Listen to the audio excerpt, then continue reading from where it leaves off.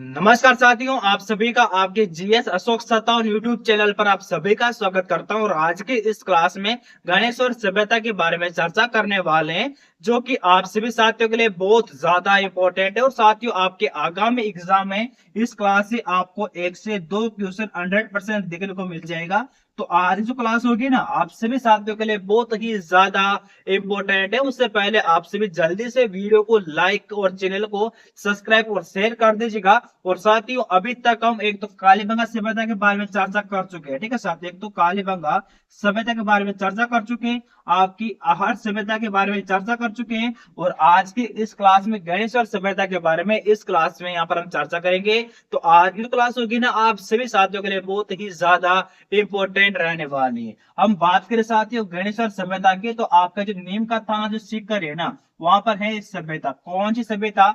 गणेश और सभ्यता जो है आपके नीम का थाना सीकर में स्थित है। और हम बात कर ले साथियों इस सभ्यता के बारे में, तो इसे ताम्र युगीन सभ्यताओं की जननी इसे बोला जाता है, ठीक है। आपसे क्वेश्चन पूछ लिया जाए कि ताम्र युगीन सभ्यताओं की जननी को किस सभ्यता को बोला जाता है, तो साथियों आपकी जो गणेश और सभ्यता जो है इसे ताम्र युगीन सभ्यताओं की जननी से बोला जाता है। और साथियों आपकी जो गणेश और सभ्यता है ना, इससे पुरातात्व का पुष्कर भी इससे ही बोला जाता है। एक तो साथियों आपके ताम्र युगीन सभ्यताओं की जननी गणेश और सभ्यता को, एक आपके पूरा धातु का पुष्कर आपकी गणेश सभ्यता को बोला जाता है, जो कि कहां पर है? आपके नीम का थाना सीकर में, ठीक है। आगे यहाँ पर हम चर्चा कर लेते हैं जो गणेश सभ्यता जो है ये किस नदी के तट पर है या किस नदी के किनारे बसी हुई है।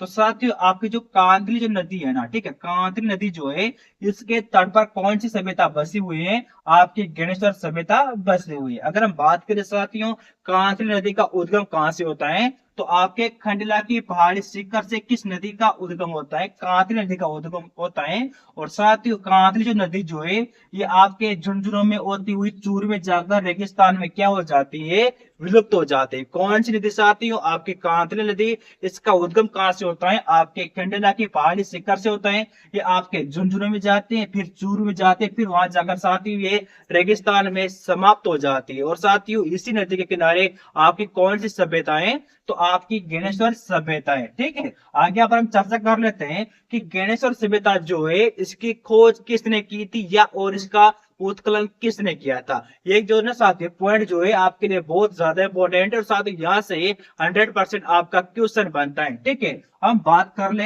इसकी सभ्यता की खोज किसने की थी, तो साथियों आरसी अग्रवाल है, ठीक है। आरसी अग्रवाल ने गणेश्वर सभ्यता की खोज की थी। हम बात करें कि इनका पूरा क्या नाम है, तो साथियों रतन चंद्र अग्रवाल ने गणेश्वर सभ्यता की खोज की थी। तो कब की थी? तो साथियों आपके 1972 में। कब साथियों? 1972 में आरसी अग्रवाल ने गणेश्वर सभ्यता की खोज की थी, ठीक है। और हम बात कर रहे साथियों जो आपकी जो कालीबंगा जो थी इसकी खोज किसने की थी, तो साथियों आपके अमलानंद घोष ने 1953 में 1952 में इसकी खोज की थी। हम बात करें जो आपकी जो आहट सभ्यता थी इसकी खोज किसने की थी, तो साथियों अक्षय कीर्ति व्यास ने 1953 में आपकी आहट सभ्यता की खोज की थी। और आपकी गणेश्वर जो सभ्यता है ना इसकी खोज किसने की, तो साथियों आरसी अग्रवाल ने 1972 में। कब साथियों? 1972 में आपकी गणेश्वर सभ्यता की खोज की थी, ठीक है। आगे पर हम चर्चा कर लेते हैं कि सभ्यता का उत्खनन या इसकी खुदाई का कार्य किसने किया।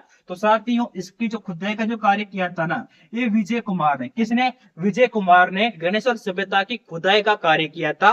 और कब किया था? तो साथियों आपके 1977 से 1978 के मध्य गणेश्वर सभ्यता की खुदाई का कार्य किसने किया था? तो साथियों विजय कुमार ने। किसने साथियों? विजय कुमार ने गणेश्वर सभ्यता की खुदाई का कार्य किया, इसके उत्खनन का कार्य किया था। और इसकी खोज की थी साथियों आपके आरसी अग्रवाल ने 1972 में इस सभ्यता की खोज की थी, ठीक है। आगे पर हम चर्चा कर लेते हैं जो गणेश्वर सभ्यता जो है ना साथियों आपकी यहाँ से सर्वाधिक तांबे के औजार प्राप्त हुए थे, ठीक है। अगर आपसे क्वेश्चन पूछ लिया जाए कि सबसे ज्यादा तांबे के औजार किस सभ्यता से प्राप्त हुए, तो साथियों आपके गणेश्वर सभ्यता से सबसे ज्यादा तांबे के औजार यहाँ से प्राप्त हुए। हम बात कर ले जो इसकी जो खुदाई की गई थी इसमें कौन कौन सी वस्तुएं प्राप्त हुई, तो साथियों सबसे पहले मछली पकड़ने के कांटे, ठीक है, मछली पकड़ने के कांटे किस सभ्यता से प्राप्त हुए?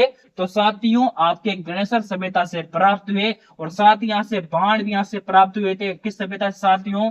आपकी गणेशर सभ्यता से। यहाँ से साथियों तांबे की कुल्हाड़ी यहाँ से प्राप्त हुई, कहां से हुई? आपकी गणेशर सभ्यता से हुई। और साथ ही यहाँ की जो मकान जो थे ना, ये पत्थर के बने हुए थे, ठीक है, पत्थर के मकान कहां से प्राप्त हुए?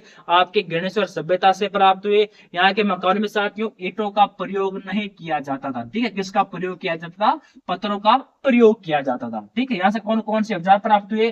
तो मछली पकड़ने के कांटे मिले, बाण मिले, कुल्हाड़ी मिली, और यहाँ से मकान जो मिले थे ना, ये पत्थर के बने हुए थे, ठीक है साथियों। और हम बात कर ले कि जो गणेशर सभ्यता थी इसका व्यापार क्या था? तो साथियों तांबा देते थी और अनाज लेने का कार्य करती थी, यानी साथियों तांबा देकर अनाज कौन सी सभ्यता लेती थी? तो आपकी गणेशर सभ्यता ये काम करती थी, यानी साथ यहाँ से सर्वाधिक मात्रा में तांबा उत्पादन होता था। तो साथ ही तांबा जो था ये देकर अनाज इससे लेती थी। कौन सी सभ्यता? आपकी गणेशर सभ्यता। और साथ ही ये थी आज की आपकी गणेशर सभ्यता, जिनके बारे में यहाँ पर हमने चर्चा कर ली। तो आप सभी जल्दी से वीडियो को लाइक और चैनल को सब्सक्राइब और शेयर कर दीजिएगा। और साथ ही मिलते हैं नेक्स्ट क्लास में एक नए शानदार सभ्यता के साथ।